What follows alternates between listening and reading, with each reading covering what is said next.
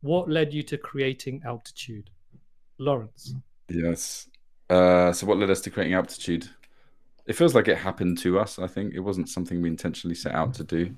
So like a lot of things that we've done with our work the last 10, 12 years, it's been, I think, connection and collaboration, really. So the reason we started the first one, which is still why we go back, was our friend Jack Hubbard came to speak at our first summer camp back in 2014. And he gave an amazing talk, which you can still see online, called Bucket List Business Planning. And in that talk, he shared his business journey, how he hadn't fitted in other business networks and conferences. So really aligned with our thinking about doing things differently in business. And hence he came to summer camp. He loved it there. He talked about free range business, the idea of not fitting into business as we've been told to be, and be ourselves in the work we do. And he shared this vision that he had for this place he called Dream Valley. Thank you, Anya, sharing the link in the chat. And he just moved to the mountains. He just got married out there. He had a big wedding with like 200 people. So we got to know all the chalet owners, some guides, some cool people who live out there. And he invited us out there just for a little recce, I suppose. So me and Carlos said, I think we've been doing the Happy Startup School for about a year or two at that point, haven't we? So I love the idea of doing an event overseas. We were starting to see a global following from blogging online and sharing some of the summer camp talks, and it just felt really exciting to break out of the Brighton bubble and get out of our comfort zone, really, like physically and mentally. It felt like pushing ourselves to do something different. So yeah, we did that first trip. I think Carlos came up with the name and the altitude in that walk, didn't you? The first day we were out there, that long walk that was meant to be about an hour and turned out to be about 3 or 4, thanks to Jack. And yeah, so that was, I think we went over in December 2014, and then the first altitude happened in May 2015, so about 5-6 months later.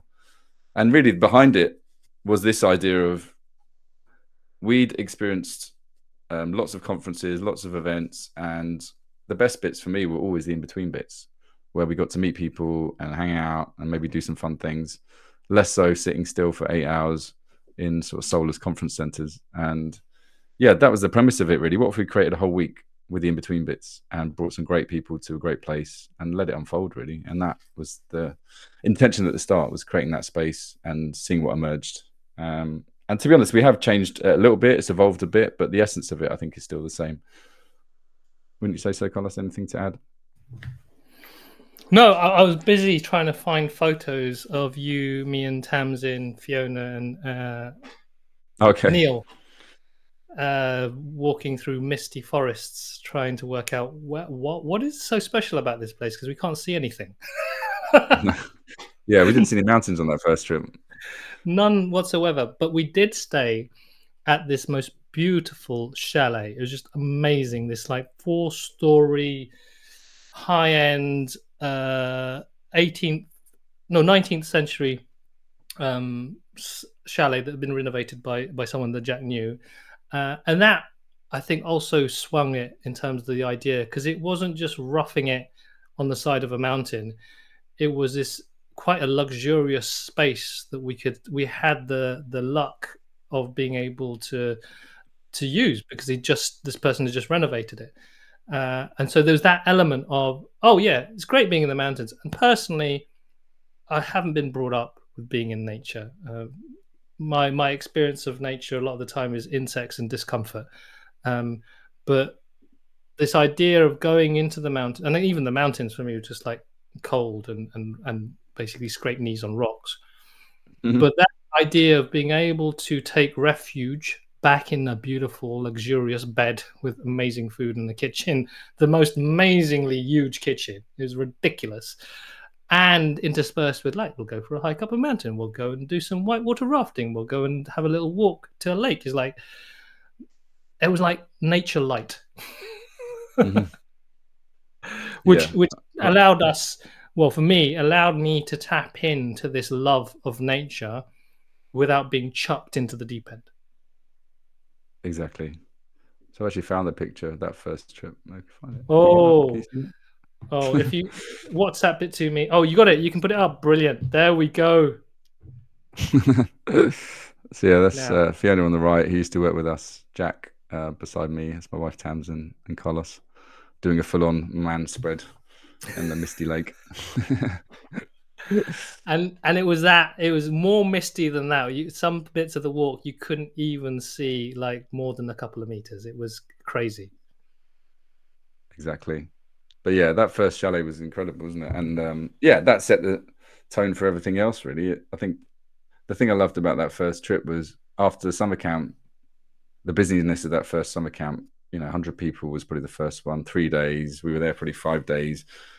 Coming away from it, like feeling exhausted, I think, because it was, you just don't know what you don't know when you run an event like that. So going to altitude, it just felt so spacious. So we had so much time. I think I was chatting to Jack about this recently. The thing I remember about that trip was, and this is where you learn really quickly, seeing one of our participants, Kumran, our Indian friend, walking around the supermarket trying to find somewhere to buy lunch on the second day, because we only did breakfast and dinner, and we realized quite quickly, yeah, we don't want to have that happen. This is not the experience we want to create. So the next altitude was all inclusive. Yeah, we just wanted to take any decisions away from people and create as much space for connection and conversation as possible. But yeah, I think there was a few learnings, but ultimately, the other thing, we brought kids to that first one. Oh Yeah, that's yes. the thing. Oh Oh yes. That yes, was a lesson we they, learned very they quickly. didn't come back. I mean, we've still got those kids, and there were other kids, but it added. I think it was more challenging for the people with kids, and not everyone else seemed to be quite cool with it. We had two different chalets, one with those with families, that one without. But yeah, I found it hard to be fully present when kids were around, especially young children. So Well, yeah, this that for was a. me is kind of the story of an evolving vision, because if I remember correctly, Laurence, the vision was how can we basically integrate our lives into our work? That's ultimately the big vision. And so that meant family. It's like, how can we go to these beautiful places and bring family along? And so, on one hand, it was very true to that intention. And then there's the practicalities, and the practicalities, because on one level, it's like, oh, others bring their kids along and they can get along, and they can play while we're doing stuff. But then some didn't have kids, and so what did that mean? And then it starts to evolve. It's like, what is the real intention of this for us as well as for the attendees, so that we can then manage that space in a way that people get what they need.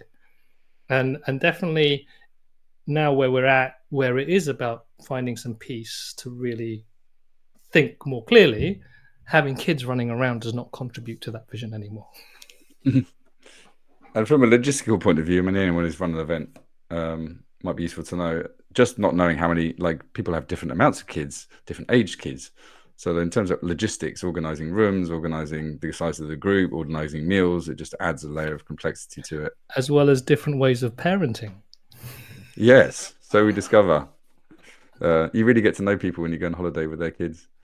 So I've actually yeah. found a picture of that first. I don't know if I can do this. One sec.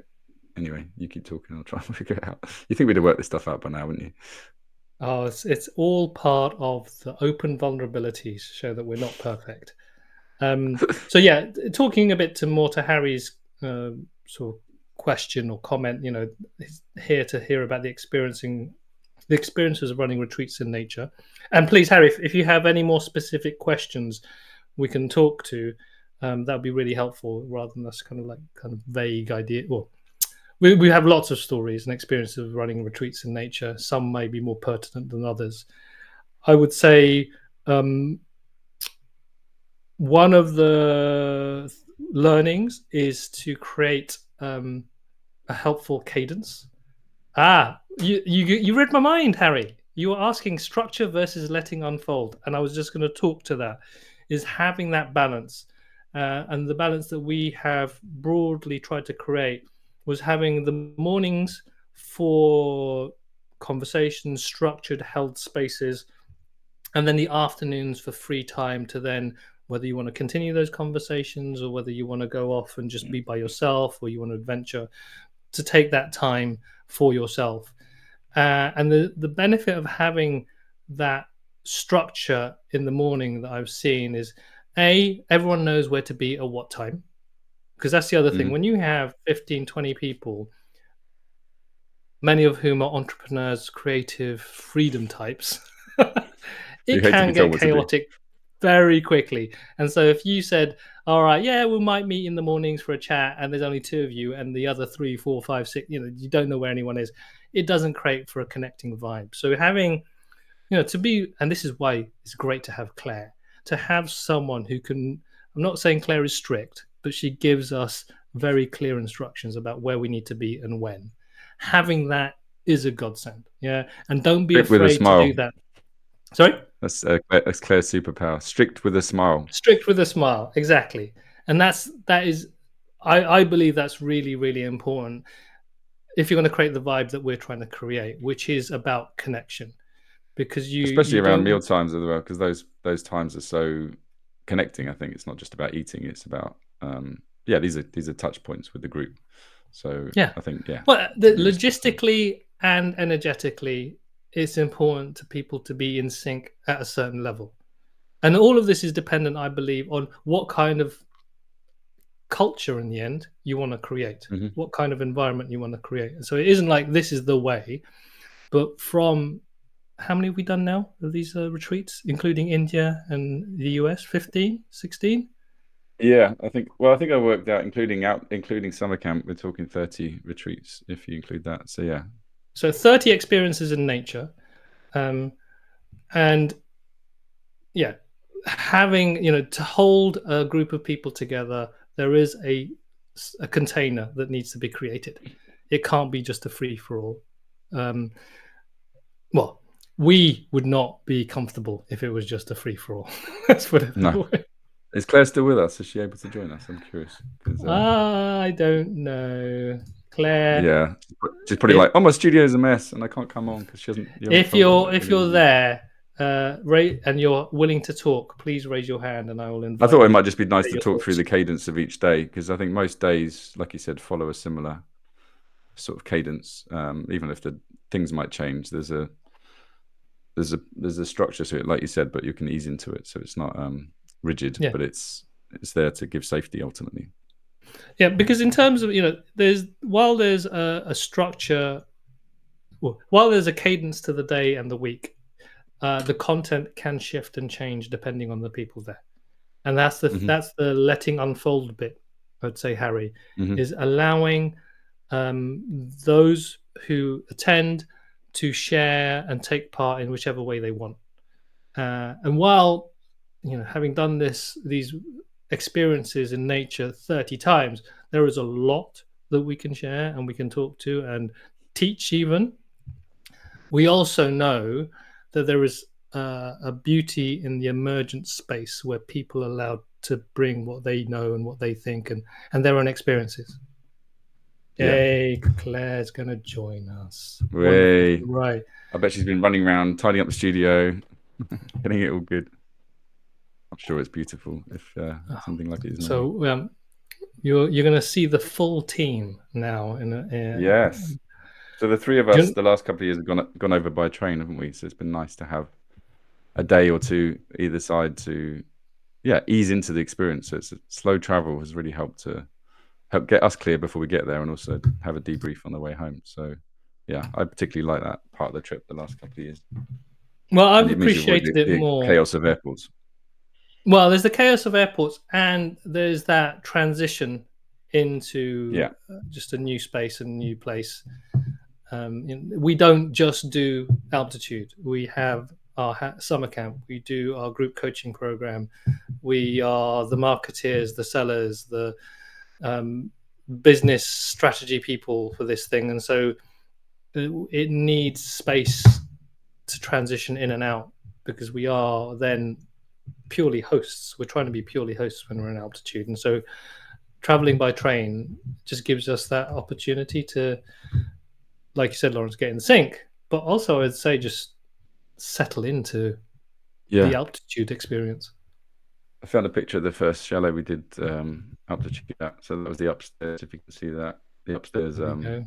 space where we had the yoga and we had meals up there, didn't we, for the final night? I seem to remember. But yeah, it was a Yep. beautiful venue. Yeah. So it's So yeah. about having a place where you feel really comfortable, and someone Oh, who makes that experience even more comfortable is just about to join us. Hi, Faye. Hey, Claire. Oh, we Can got a you bit of a hear me? delay, sort of like feedback echo thing going on. Yeah, maybe. I mean, I am actually down in the studio, so I'm not quite sure how long my Wi-Fi will hold up. All Well, we're right, hearing get the you loud 50p's in and the clear. meter. Oh, good. Yeah. Awesome. How are you? Yeah, Hopefully good. you're good. Yes, loving hearing this conversation. It's so nice to be now thinking about altitude, and it's just on the horizon, really, isn't it? You're doing your preparations for the big art show. Is that happening soon? Yeah, yeah, that's also Yeah. happening as well. Right. All systems go. Awesome. Exactly. So why are you here, Claire?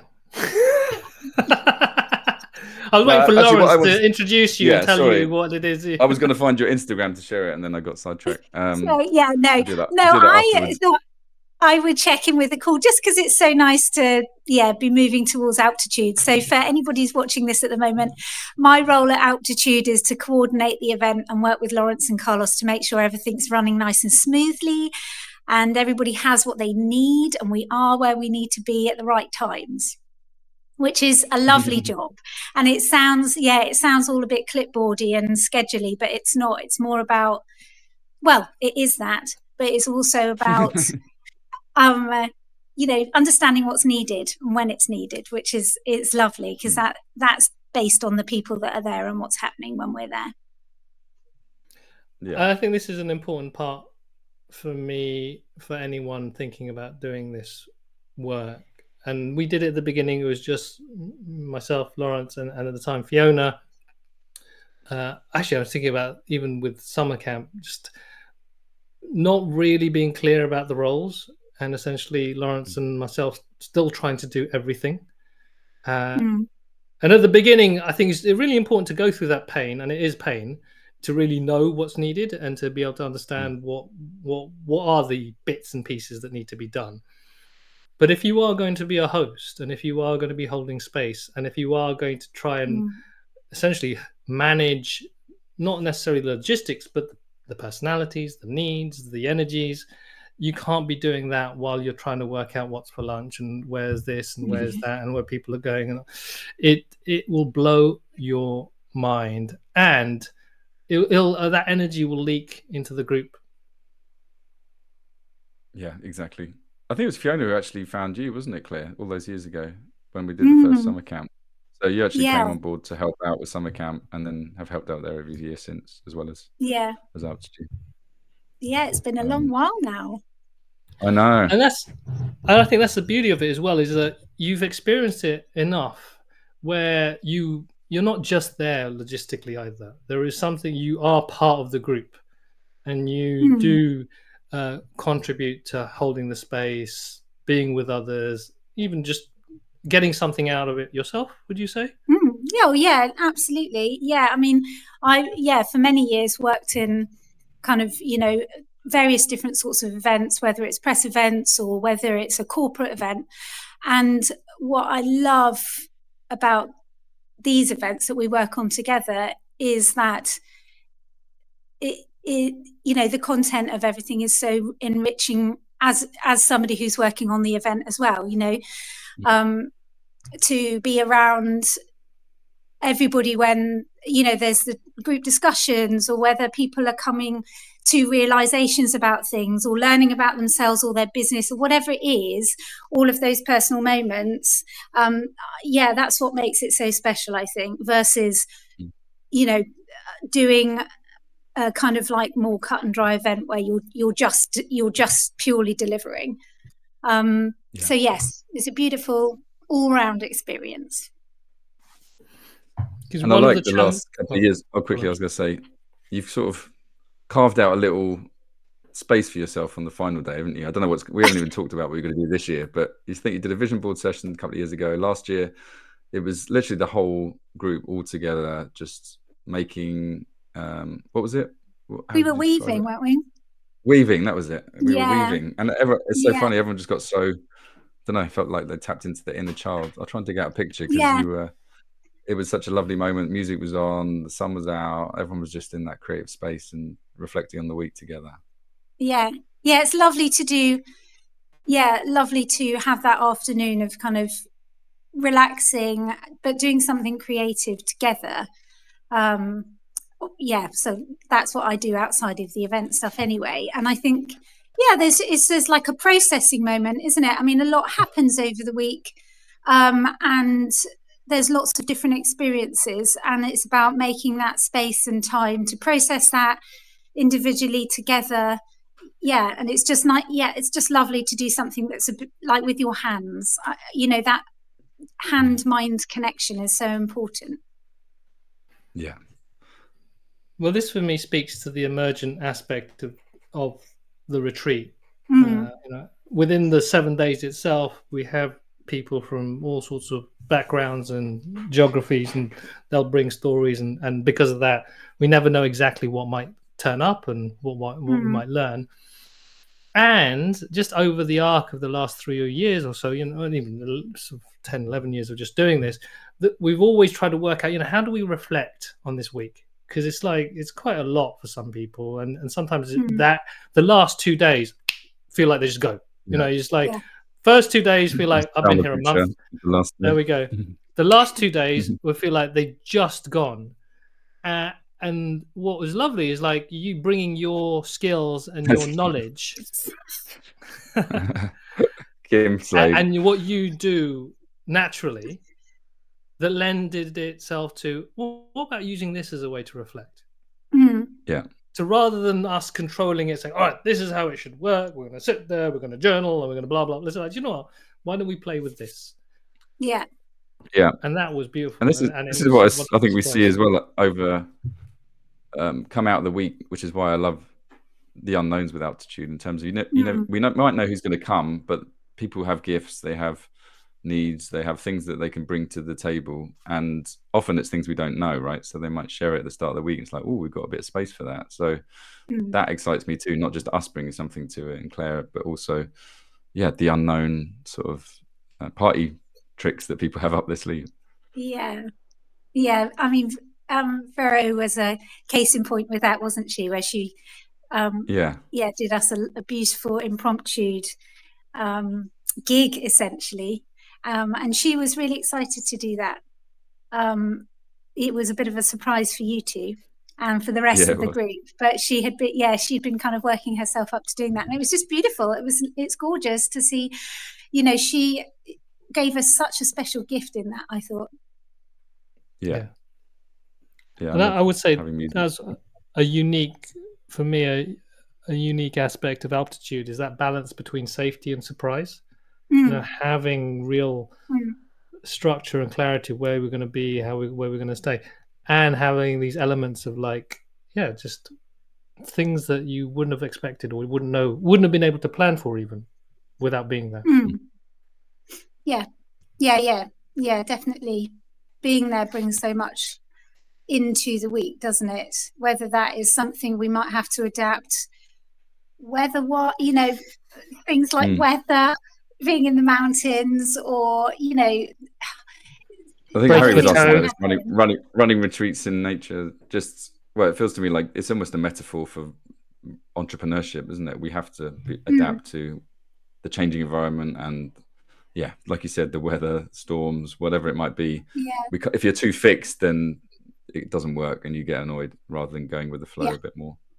Well, there's a LinkedIn post there, if I ever heard one. Exactly. I'll leave that to you. What climbing up a mountain taught me about entrepreneurship? Let me give you 3 points. But there's also something about the group as well, because we have a fairly big group, so we have to again adapt to people's physical abilities and making sure that everyone feels looked after as well. It's not like a race. When we go on a big hike, I think there's a fear it's going to be like an ultra run or something, and it's like about pushing yourself and it's going to be really hard. But I love this idea of mountain bathing that Arno introduced us to, this idea of we can be in the mountains, but it doesn't have to be an adventure, in terms of, we think of like yoga retreats on a beach, but we don't think about mindful retreats in the mountains. So I like this idea of, which we tried to do again with Sally Ann and some of the work we've done, to have a bit of physical challenge and also have lots of space and stillness and time to just notice the little things or notice what's going on for each of us. Yeah, definitely. So this Yeah, it's brings gonna be me on good. to Anya's question. Why does being in the real mountains help when contemplating your second mountain? Well, I guess it'd be interesting from your perspective, Claire, seeing other people, because a lot of people come with a question or a thing that they're trying to navigate, and it doesn't always have to be a seismic change in terms of whether it's starting something new or changing what they're doing. But I guess there are people doing a lot of reflection because it is a chance to have a bit of a reset. Yeah, I think, I don't know, like there's a lot of time and space, I think, for just really feeling into yourself. Actually, when you're just in normal life and you're just cracking on, and it tends to be a bit busy and noisy. And I think being in that space, I mean, those massive skies, yeah, just maybe it's just easier to connect with what's really going on and what's important, and it kind of surfaces stuff that maybe yes bubbling and you didn't realize it, or I don't know, it just feels, I don't know, it's the slowing down. And again, we are moving through the week and doing different things, but I think it's just a slowing down and feeling a bit more, I like, connected, I guess. I don't know. Yeah. I I think think for me, that, there's yeah. something about like the days feel long in a good way. Like time seems to slow down. So like almost every year after 2 days, everyone's like, "Oh my God, we've still got a whole week ahead." Yeah, It seems yeah.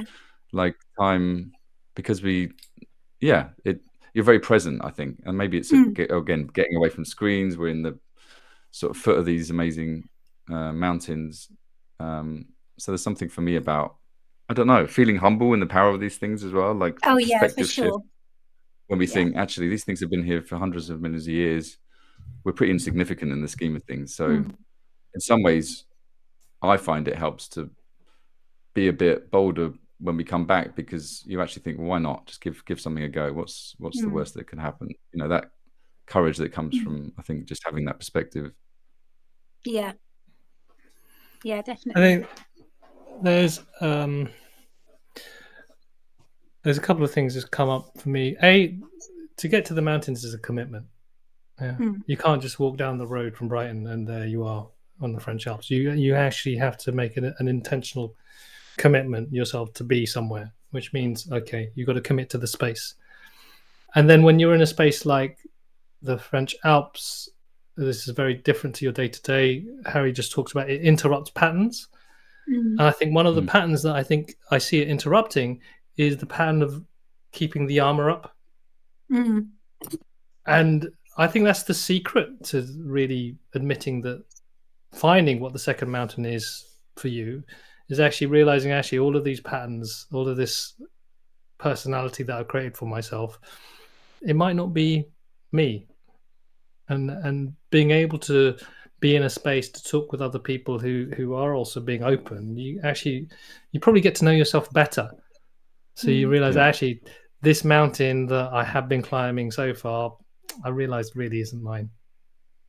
Yeah. When you're talking, the thing that strikes me is the power of doing the things we might do online in incredible environments, which for me, I can always remember where someone shared something that was really powerful, or where someone asked a question that they're struggling with. Like you can always pinpoint where we were on a walk, or if we're up in the mountain hut, or if we're by the chalet. Like for me, the environment of the mountains adds to the experience. It kind of creates more of a visceral experience. So for me, I think it's a combination of the mountains and the people that we bring together. There's us, but also we seem to attract an amazing group of people who are great listeners and great and guiding people in the direction that's good for them as well, I think. So I see that a lot, that collective support is, I find, very inspiring. Oh yeah. Yeah, that's definitely one of the best bits. Seeing And everybody, sorry, Claire, I was just going to say, I was picking up on what Laurence said. I think it needs a bit more emphasis. We attract the right people, i.e. we curate that experience for you. So like you could go, I think it's having the trust that when you come to a place like altitude, there will be the right people for the journey that you want to go on. not magical right people as such, though that comes into it, is that we know the kinds of people who would benefit from this space, and people apply to join Altitude. It isn't just a case of like buy and you can come. There is a specific energy and intention and a way of being that is important to us in order for Altitude to be successful. Yeah. And so it is really that creating that safety in a sense that you can just turn up as you are, whoever you are, because you're going to be in a space where that's going to be held well, not what's this weirdness. And again, I have a conversation, I'm sure we both do, where people aren't the right fit if they want certainty of like, what is the training, where am I going to get to by the end of the week, like guaranteed outcomes.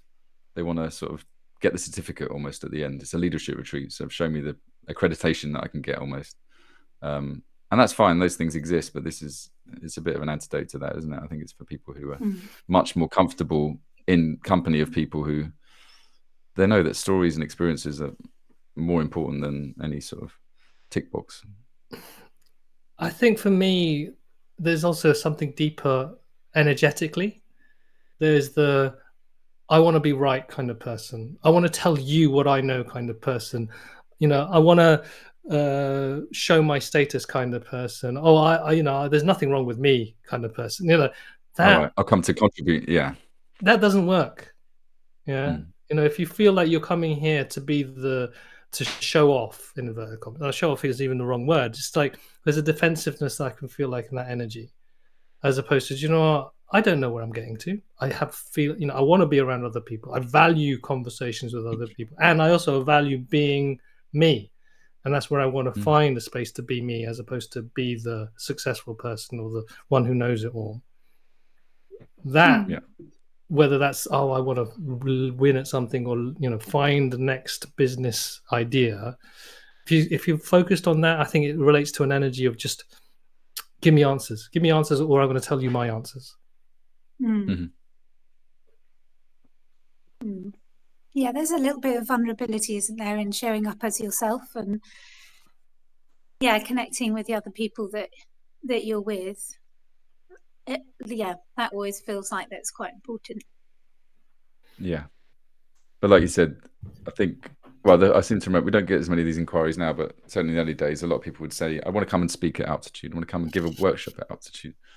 So thinking it's a conference where they come fly in, do their thing and inspire the group and then leave. So I think we realized that just doesn't work. And actually anyone who comes to Altitude could be a speaker in their own right. They've all got stories to share. So that kind of collective, this idea of we're all smarter than any of us almost, we benefit from that collective wisdom rather than anyone parachuting in from the outside.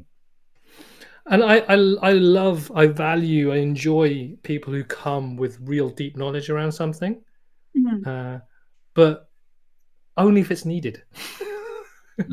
We don't want, I just want to run this workshop because I want to run a workshop. It's like, if the space wants it, if the people in it need it, then it's great. That's amazing. We could probably spend half a day on it sometimes because everyone really wants, and people will want a piece of you if it's like something really pertinent to them. But just to say, all right, we're going to fill in an agenda and then we need to figure out who wants to run a workshop, that we've known that doesn't really create the energy that Altitude is best for. Which kind of links to Harry's question, just as have we grown as facilitators over the time we've been running these retreats? I think, like you said, at the beginning, it feels like maybe we try and cram lots in, like who wants to contribute, and there'd be like all these invitations of contribution.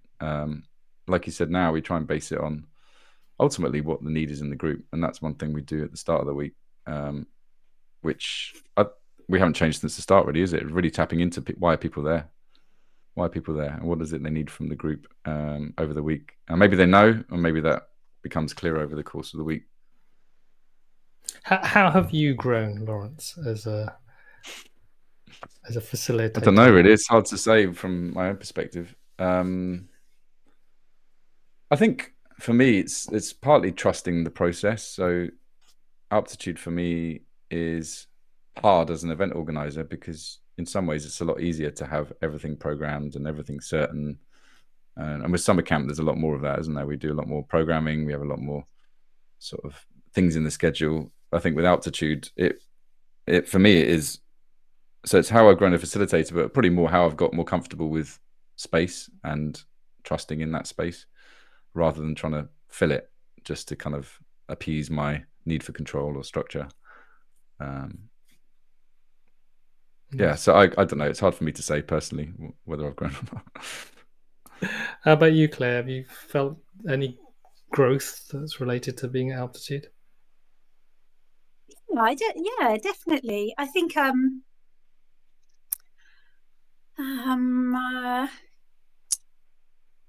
think just being able to better tap into what is needed and what's happening at the time, but whilst also knowing the bigger picture of the week and what we've got to do, and the things that we do have to do, and how those things work best to make sure that everybody kind of has the week that they need to have, making sure that we are giving space for stuff. And sometimes that does mean, right, we're going to do this, then that has to happen, then these things these things are important. So yeah, it's just a confidence in knowing where we have to stick and where we can twist a bit. Nice. I love this question, because I definitely feel like altitude and more broadly just building the Happy Startup School has been a complete personal growth journey. But specifically with altitude, the elements that I feel I've grown in, is just being able to run a session anytime. Now I feel like we've done it so many times. If someone said we've got 2 hours to fill, I wouldn't have a problem filling that. I know exactly what we can do here. I know exactly how we can create some interesting connection and some kind of experience that people are going to enjoy. The other element, I think, for me is dealing with different personalities and challenging personalities and conflict. I think I've learned so much about the painful aspects of that and how that can land on me. I feel less concerned about those things anymore. I'm less. I know how to deal with them a lot more, and I think that when you have a diverse bunch of people, some with very different energies and needs, and also being in the mountain can open up a load of shit. And we're not therapists. We don't have any degrees in sort of mental well-being. But I think from doing this stuff so many times, we know what our own shit is and how to create space and how to create safety and know how to create boundaries. And that, I think, that's the biggest thing I've learned, and how that contributes to safety.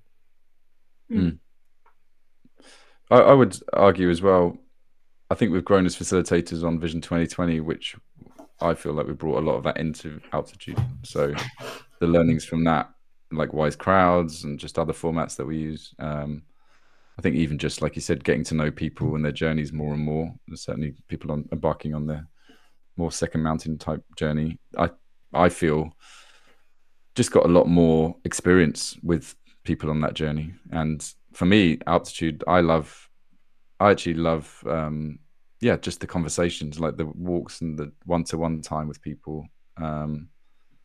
Whether that's facilitation or not, probably not. It's probably just listening. But ultimately, I love that, because for me, that's what altitude gives, is you've got the time and space to do that. You're not rushed. You're not feeling like I need to be somewhere and do something. The days feel long for that reason. So yeah, I cherish it, because the rest of the year it doesn't happen as easily as it does at altitude. Claire, I'm conscious of your time, and I know you weren't meant to be on this. I don't know if do you need to jump off, or you get good to hang around? You might be starving. Yeah, maybe I will. I've got a couple of commissions that I've got to finish. But it was gorgeous to see you, and thank you for inviting me to join you. I really appreciate it. Nice. Yeah, right. Let's I don't even know how to leave, actually. I can do that. Don't kick us out. Take care. Boom. Yeah, I think I'd like to add on to that. What I believe, we know our people well. We've done this for so long. We know exactly the kinds of people who come, the kinds of conversations that will happen, and also kinds of things that will get in the way. And so while you talk about, is going up a mountain facilitating, we did went to a whole event on this whole idea of coaching in nature. And this is something that we've learned by doing, as opposed to kind of trying to get qualification from it. It's this, that is about how we use these spaces to let people, be more aware of themselves and what they need. Yeah, exactly. And I don't know if we talked about this, but it might be good to explore this, like why we do it personally, like why do we do this? Because for me, I do it because I love hosting and I love bringing people to this place, and also I get so much from it every time we go.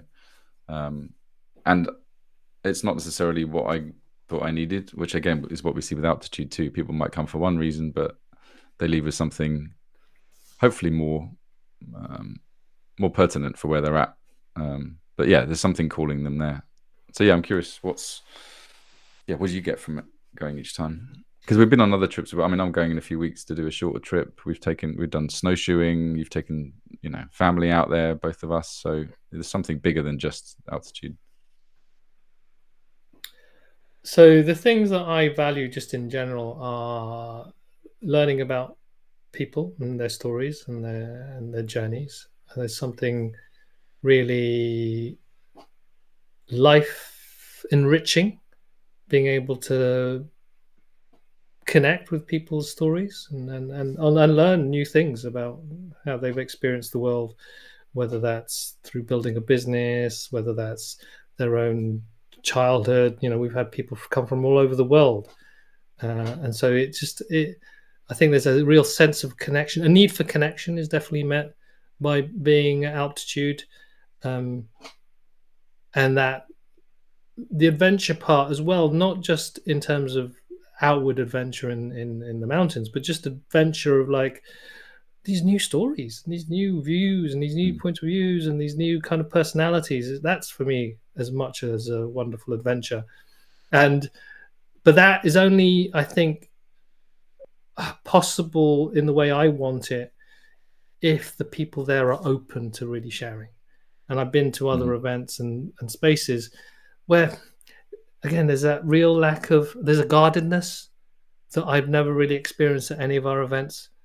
And maybe it's just the way we turn up, but there is something around, whether it's summer camp, Vision 2020, or Altitude, people just feel more free and open to share a bit more about themselves. And then through that, it just creates an ease.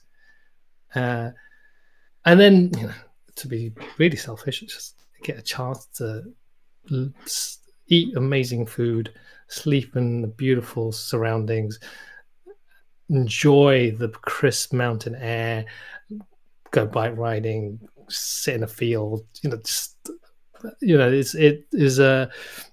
I'm going to say it's a holiday to a certain extent. There's an element, an energy of a holiday that isn't a holiday, if that makes sense, because it's not just sitting around doing nothing as well.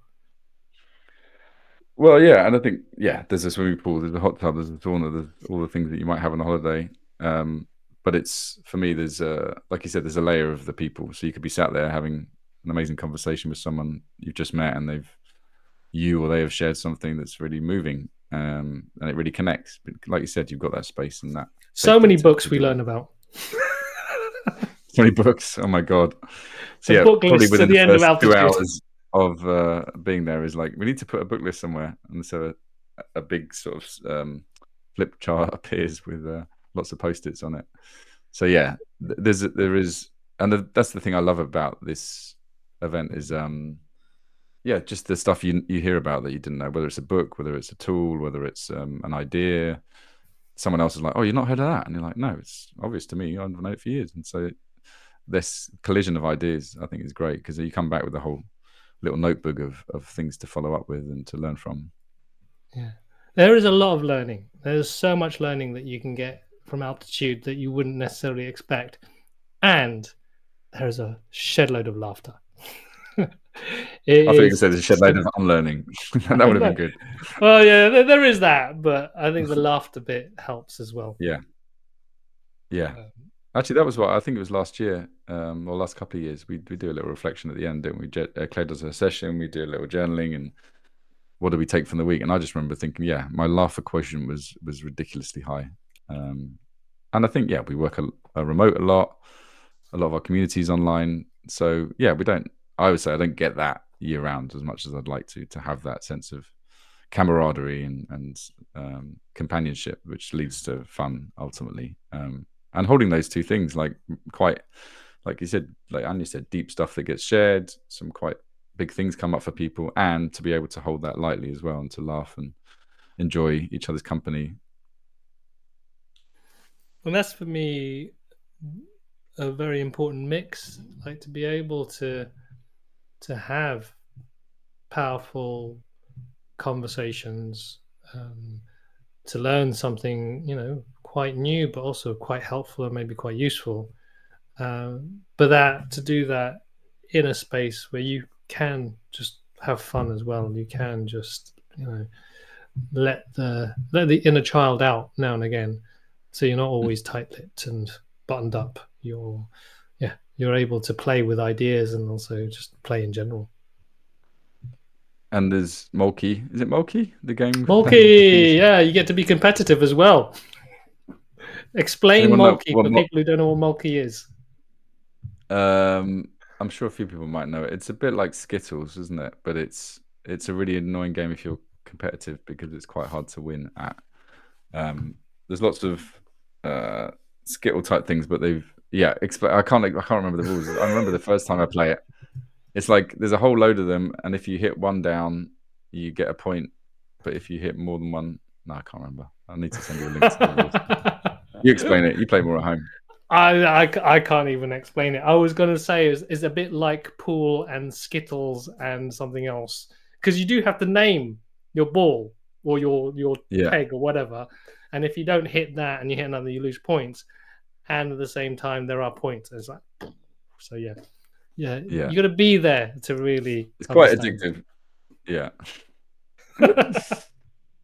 So yeah, any more questions? So. Otherwise, bar billiards. Well, we've gone through the importance, hosts, having the right people, having the right setting, and also creating the right space. I think energetically for people to open up and enjoy. Maybe a bit like bar billiards, Harry. I'm not sure. Any final aspects of altitude that you'd like to communicate? Anything that springs to mind? So yeah, I got a voice note from Jack yesterday, who we mentioned earlier, and yeah, the thing that he reminded me of was, and this is actually becoming more of an issue, is like the mountains are known for winter. Ultimately, people go there skiing, they go snowboarding, and because of climate change, winters are getting shorter, and people are coming for less time ultimately. And so there's an issue there for any sort of mountain resort. Like, how do you stay sustainable year round in terms of financially? But also, we've always done altitude in the spring and the start of the summer before the holidays. And the nice thing about that is not many people go there then. So it's actually a lovely time to visit. And hearing him talk yesterday, you could hear the bird song. He was saying there's sort of wildflowers are out. It's a very lovely time of year to experience nature, not just the mountains, but just the meadows and that sort of life, nature coming to life. And I think when people think the mountains, they just think snow, and they think sort of adventure, and they think skiing. And the thing I love about this, particularly this time of year, is it feels like a nice, like we do summer camp at the end of the summer, and we do altitude at the start of it. For me, it's almost like leaning into the summer, and nature being the star of the show almost. So yeah, I particularly love going to the mountains when most people don't go there, which is why we do these trips. Yeah, and I think that adds to this contributes to the idea of spaciousness. You're not queuing and you're not stuck in traffic, and you can go for a walk and maybe not see anyone for an hour. And that's in service, I say, for anyone who's just wanting to minimize the inputs. So that thing is like minimizing your inputs to improve your outputs. And if that's where you're at, then being a place like the mountains in between seasons will be a game changer for you.